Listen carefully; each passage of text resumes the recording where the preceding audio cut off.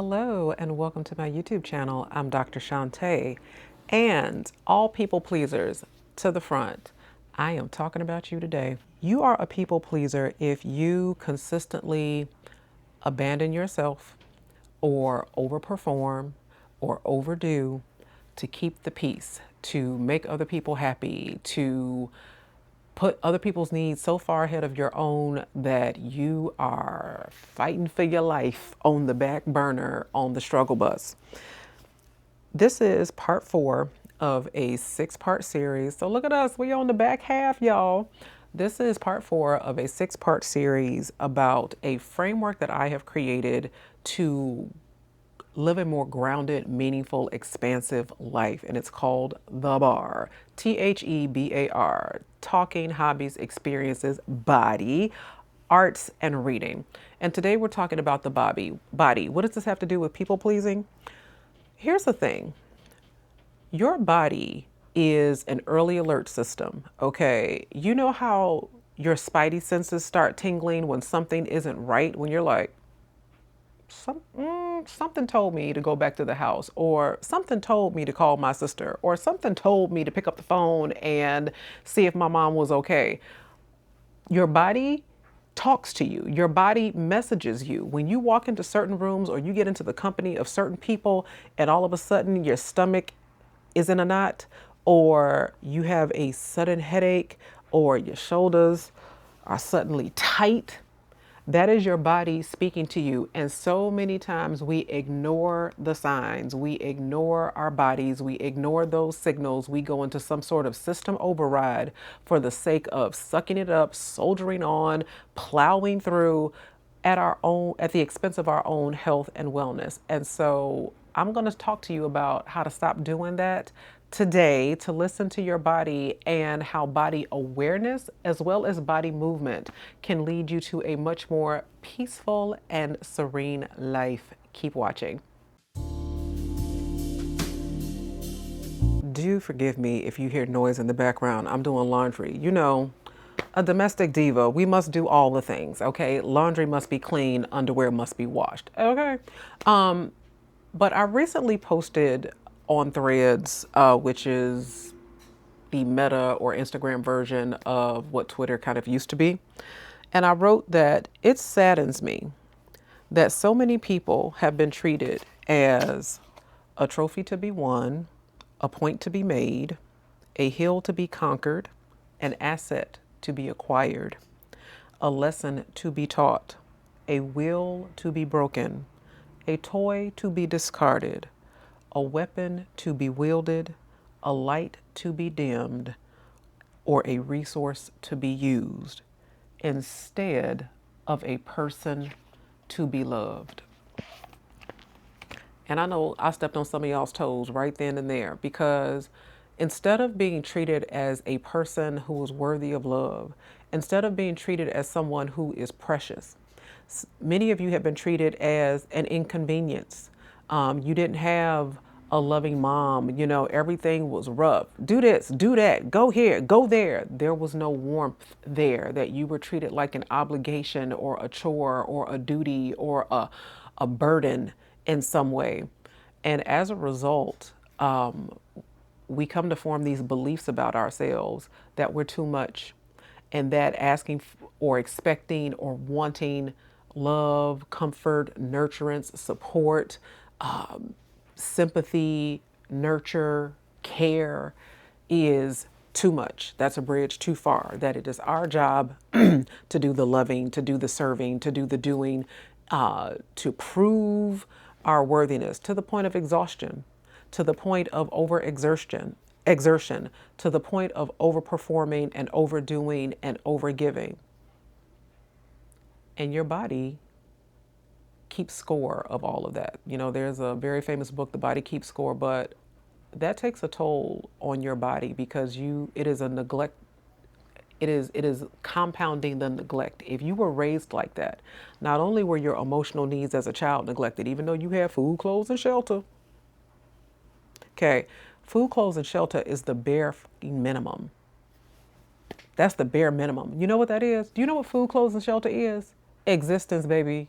That is existence. That is the bare minimum. That the bar is on the ground, okay? But it takes so much more than food, clothing, and shelter to nurture a whole child, okay? Because that child has needs that are beyond food, clothing, and shelter. And many of us were raised by people who did not have it themselves, okay? Who did not have the emotional capacity, who did not have the mental and psychological capacity. And we subsequently have turned into performers instead of people, okay? And our bodies are bearing the brunt of that experience and have been bearing the brunt of that experience. And somatic awareness, so soma, meaning the body, somatic awareness is the practice of becoming aware of what your body is telling you, what your body is signaling to you, okay? And so often when people get a terminal diagnosis, their bodies told them something ain't right a long time ago, but we brushed it over, brushed past it like, oh, no big deal. That's I'm sure it's nothing, right? And then they get there and realize that that nothing was actually something.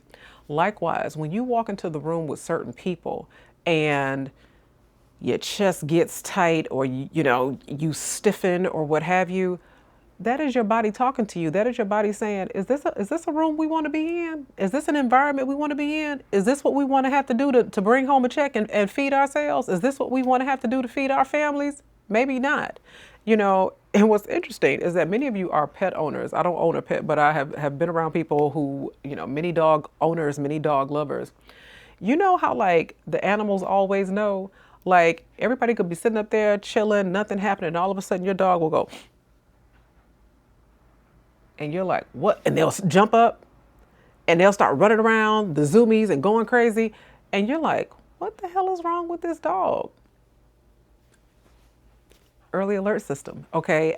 Your body has its own early alert system that when you get into certain environments, when you get around certain people, when you have to do certain things, when you have to engage in certain activities, your body has a response to that that is signaling to you that this is probably not a sustainable course of action.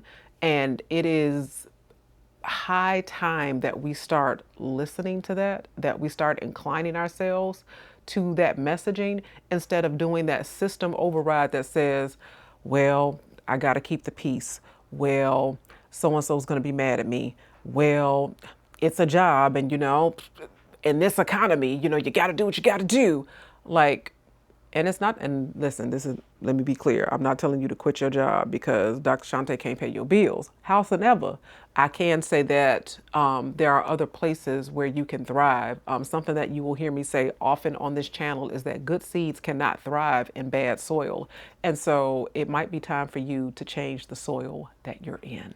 One of the easiest and best ways to do this is by establishing boundaries, okay? Some boundaries are easier to set than others. Some of you need boundaries on social media. Some of you need to come all the way off of Facebook. I have not Facebooked in years. Like literally, if I did not have a public facing platform and needed to have some sense of like social media presence there, baby, I would not. I would not. I deactivated Twitter well over a year ago because it was, once it was acquired by new management, I was like, oh no, it darkened my soul to be there. And I said, nope. And I have not missed it. I have not looked back. Life has shined all the brighter. Some of you need to turn off your notifications. Some of you don't need every ping, ting, and ring. Some of you need to be not as available as you are to people. It's okay. It's okay if they can't reach you. Now, if it's an emergency, that's one thing, but more times than not, it's not. Okay. So it's okay to turn off some of those notifications. It's okay to put your phone on do not disturb sometimes. Okay. To set some parameters around your availability. And then some of you need to establish boundaries that say, you know what? You and I, this is beyond political differences. This is beyond fiscal conservatism and, liberal spending. This is about right and wrong. This is about people's lives. This is about morality and ethics. And so, no, I'm not coming to Christmas dinner. No, I'm not going to be able to join you for Easter, and I'm not putting politics before family. I am not able to comfortably fellowship with people who are comfortable with things like hatred and racism and divisiveness and families being torn apart. I can't, and let me tell you, it will draw some ire. That's not going to be a popular choice. At the same time, this is your life. This is your life. And what you are saying is, I'm not abandoning you, but I'm saying that in order for us to be able to continue in fellowship with one another, something is going to have to change. And if your views don't change, that's okay. You are entitled to your views, but I don't have to participate. You know, Iyanla Vanzant has this very famous clip. She says, I don't get to tell you how to love me. I just get to choose whether or not I'm going to participate. You know, every first day of class, I have a conversation with my students. My students will tell you, I said, listen, if you want to be on the phone, you can be on the phone. I said, if you want to update your Snapchat status, you know, and put on the crazy filters and things like that and take selfies, I said, you can do that. I said, if you want to have your laptop out and kind of, you know, be in class while you're like, you know, watching YouTubes or you want to watch YouTubes or what have you, I said, you can watch YouTubes. I said, you can do whatever you want to do on the other side of that door. I'm not taking away your freedom to do what you want to do. You can do exactly as you wish over there.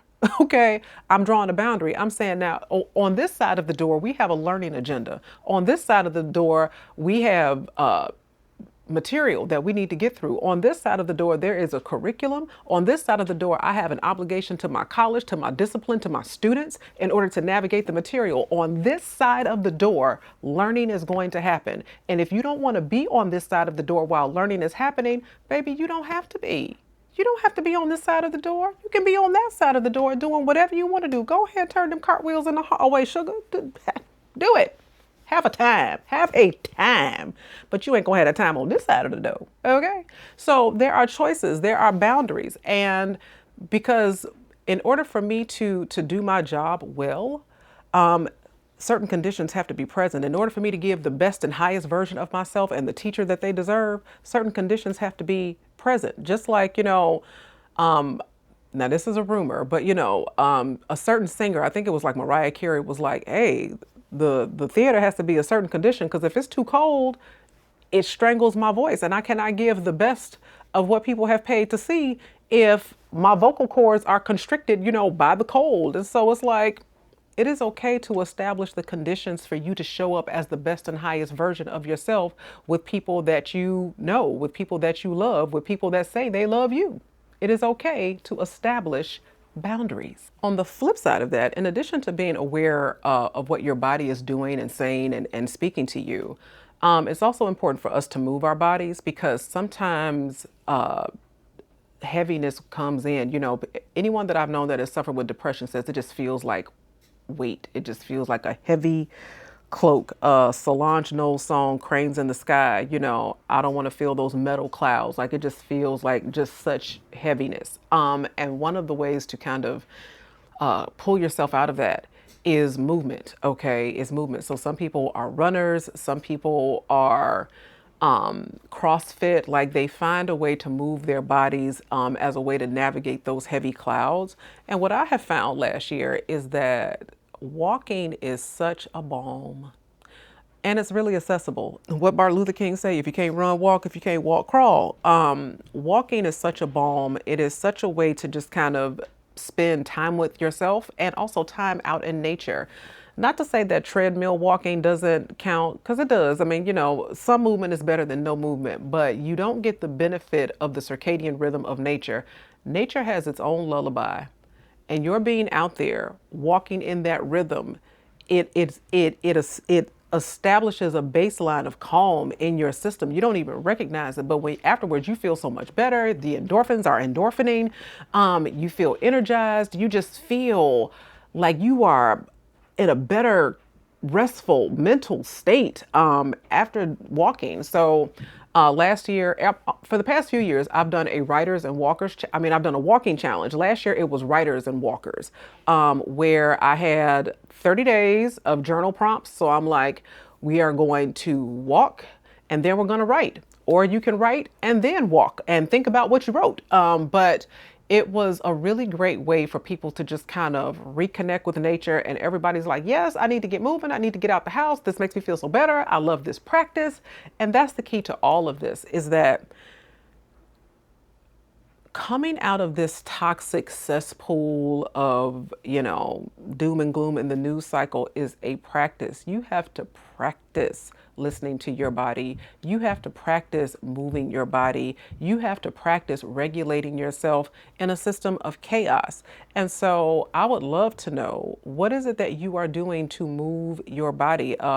It can be salsa dance, but body movement, okay, body awareness, and then subsequently body movement is one of the most overlooked keys to establishing mental health, a high baseline of mental health, nervous system regulation, and there is a ton of science to back up and support this. And even if it's just moving through some vinyasas in yoga, that is also helpful, because my Lord, I remember the first couple of times I went to yoga and we did like snake pose, and it was like an open heart pose. Opening my heart in that manner, I immediately started crying. I was like, oh my God, what is happening? What is going on? Because I didn't realize how much I had trapped in my body. I didn't realize, how closed off I was becoming. And yoga opened my heart up. And so a lot of us have trauma in our hips, we have trauma in our hearts. And so being able to move your body and release that will only do you good. Only do you good. So if you would like some structured guidance about how to put all of this together, the talking, the hobbies, the experiences, the body awareness, the arts, and the reading, I have created a guidebook. It's called The Bar, and I will leave the description and the link for that in the description. There's a promo code for you to get a discount at checkout. But basically, it is a way to incorporate this guided practice for slower living, for intentional living, for resisting the pressures to produce, and instead learning how to be authentic, learning how to live actually instead of vicariously through a screen. There is a way to go about it, and I would love to share that with you. So that is what this series has been all about. So the next video is going to be about the arts. Y'all, I have been to the opera, I have been to the symphony, I have engaged in dance and just creative practices.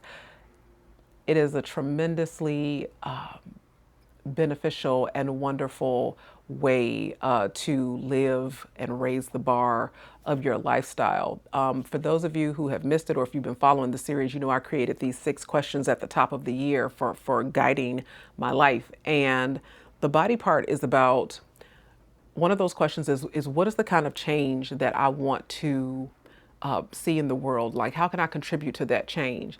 Well, change starts right here. So often we try to change everybody else and try to help everybody else. Baby, can we help ourselves? Okay, so let's start the change here. Let's be the example of what we want to see in the world. Let's live it. Let's model it. Let's show it before we try to proselytize and bring other people into the fold.